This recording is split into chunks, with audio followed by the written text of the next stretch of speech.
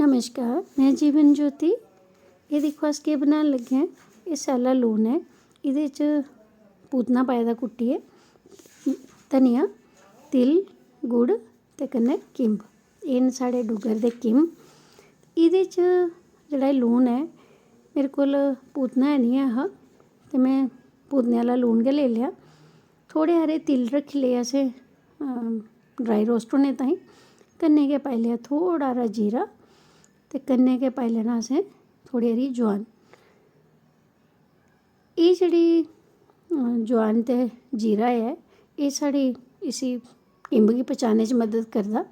कन्नै गै असें इक कोला रक्खी लेआ धूनी ताईं। धूनी आह्ला किम्ब जेह्ड़ा ऐ एह् बड़ा गै सोआदला होंदा। इत्थै मैं बीन पाई लेआ, 2 मर्चां पाई लेइयां। एह् लून पाई लेआ मैं पूतने आह्ला ते कन्नै गै पाई लैना असें एह्दे च गै गुड़, इसी कुट्टने ताईं। ते बस अगर तुस चाहो ते काला लून भी पाई सकदे हो, नेईं तां इन्ना बी बड़ा। कन्नै गै असें पाई लैने तिल ते कन्नै गै पाई लैना। एह् लून जेह्ड़ा बड़ा गै सोआदला होंदा ते जियां आखदे न कि किम्ब थोह्ड़ा ठंडा होंदा ते तिल ते गुड़ जेह्ड़े न इसी न्यूट्रलाइज करी ओड़दे, बराबर करी ओड़दे। ते किम्ब ना बड्डे जां बच्चें गी, कुसै बी घर बजुर्गें गी बी एह् खराब निं लगदा। धूनी जेह्ड़ी ऐ एह् बी एह्दी डाइजेशन गी बधांदी ते कन्नै गै सोआद गी बी।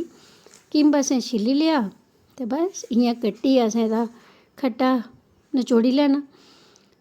अस खट्टा जेह्ड़ा ऐ एह्दा कड्ढी लैना ते एह्दा खट्टा जेह्ड़ा असें बाकी कुसै दाल जां कुसै सब्जी बनाने कम्म लेई आना ते थोड़ा जेहा असें एह् खट्टा नचोड़ी लैना।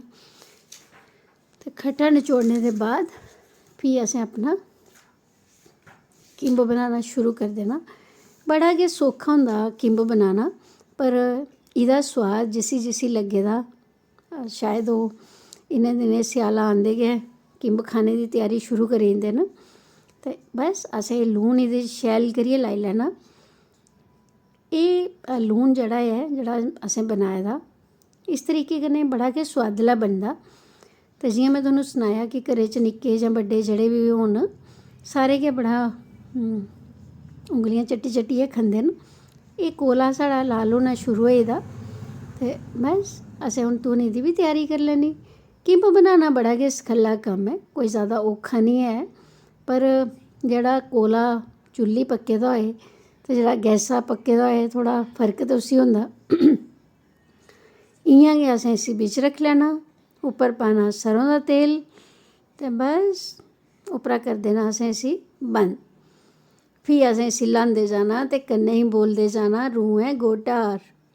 ते जे कोई बोली ओड़ै गोटा ते उसी फ्ही मारना ते घोड़ा होई जंदा।